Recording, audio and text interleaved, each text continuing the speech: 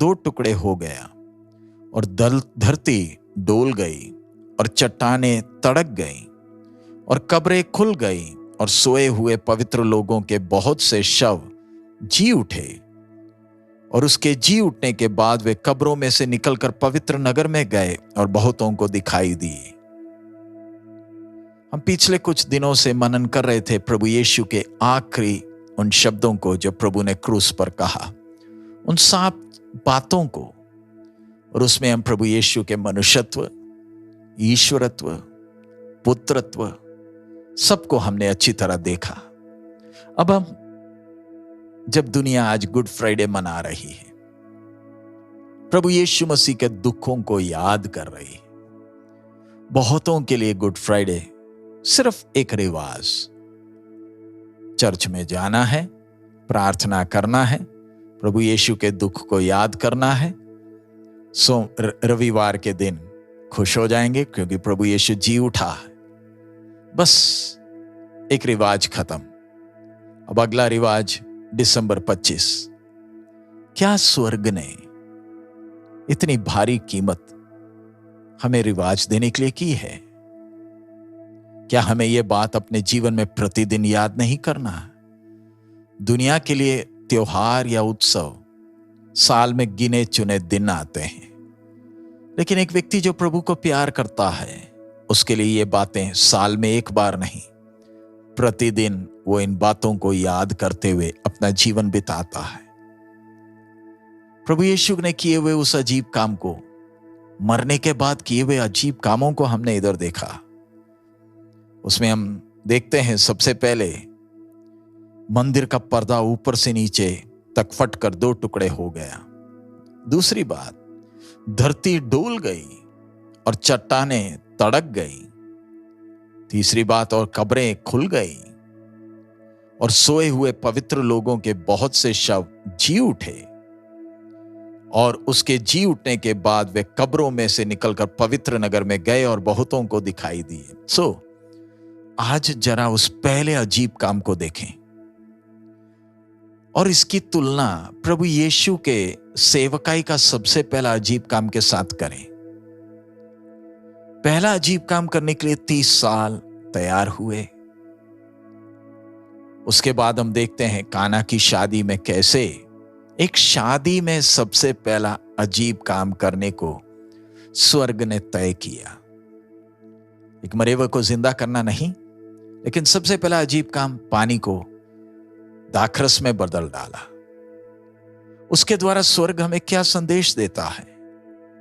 ये एक साधारण से जीवन को उसका स्वाद ही बदलता है। परमेश्वर जीवन के स्वाद को बदल देता है, एक ऊंचे अनुभव में लेकर आया। वो पहला अजीब काम। अब पहला अजीब काम जब किए तब ठीक सामने थे। अब जरा आखिरी अजीब काम को देखें। प्रभु यीशु, हमने वचन में पढ़ा है, चिल्लाकर प्राण छोड़ दिए। प्रभु यीशु ने अपना प्राण छोड़ दिया, वो अब नहीं है। तो जब नहीं है, मंदिर के अंदर के दृश्य को जरा देखें।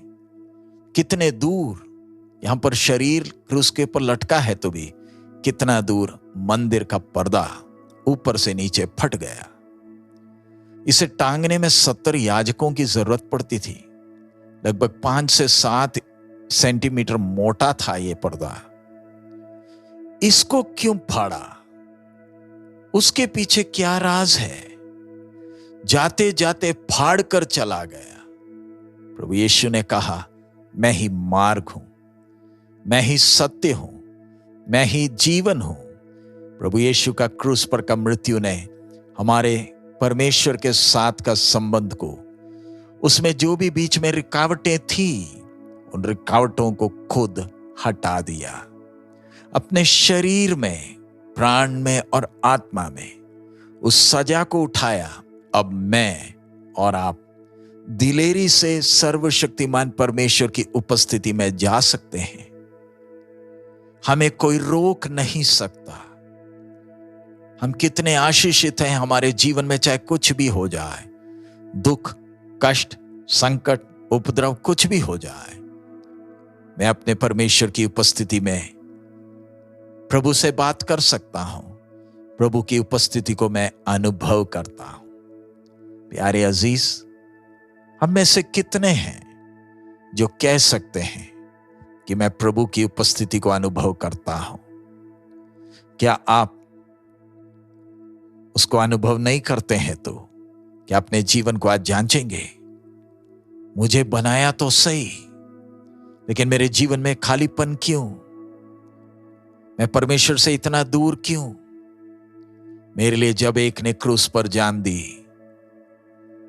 वो इसलिए है ताकि मेरा परमेश्वर से मेल हो जाए। प्यारे अजीज, यीशु का क्रूस पर का मृत्यु हमें एक त्योहार देने के लिए नहीं, अपने सृष्टिकर्ता से मेल कराने के लिए है। आसमान के नीचे पृथ्वी के ऊपर उद्धार पाने के लिए केवल एक ही नाम, और वो नाम यीशु मसीह है। प्रभु यीशु ने अकेले कहा, मैं ही मार्ग हूं, मैं ही सत्य हूं, मैं ही जीवन हूं। आइए अपने आप को जांच कर देखें, मेरा जीवन कहां है? आइए सिरों को झुकाएं, प्रार्थना करें। हमारे अनुग्रहकारी दयालु पिता, हम आपका धन्यवाद देते हैं इस समय के लिए। बाप, आपके वचन के द्वारा आप हम एक एक से बात कर रहे हैं। आज जब दुनिया गुड फ्राइडे मना रही है पिता, आपके साथ के संबंध को जांचने के लिए हम एक एक को मदद करें। हमारे लिए साल का एक त्योहार नहीं, हमारे लिए प्रतिदिन का ये विषय रहे कि मेरे लिए एक मरा है ताकि मेरा परमेश्वर से मेल हो जाए। अब मेरा आसरा मनुष्य नहीं, मेरा आसरा केवल मेरा प्रभु है। प्रभु, इस विश्वास में बढ़ने के लिए एक एक को मदद करें। प्रभु, आपने हमें धर्मी ठहराया, खून से धोया और अपने उपस्थिति में लाया। हम आशीषित हैं। प्रभु, आपकी इच्छा के अनुसार चलने के लिए हमें मदद करें। यीशु मसीह के मधुर नाम से हम मांगते हैं, आमीन। प्रभु हम सबको बहुत आयत में आशीष दे। हमारा प्रभु अति शीघ्र आ रहा है। मारा ना था।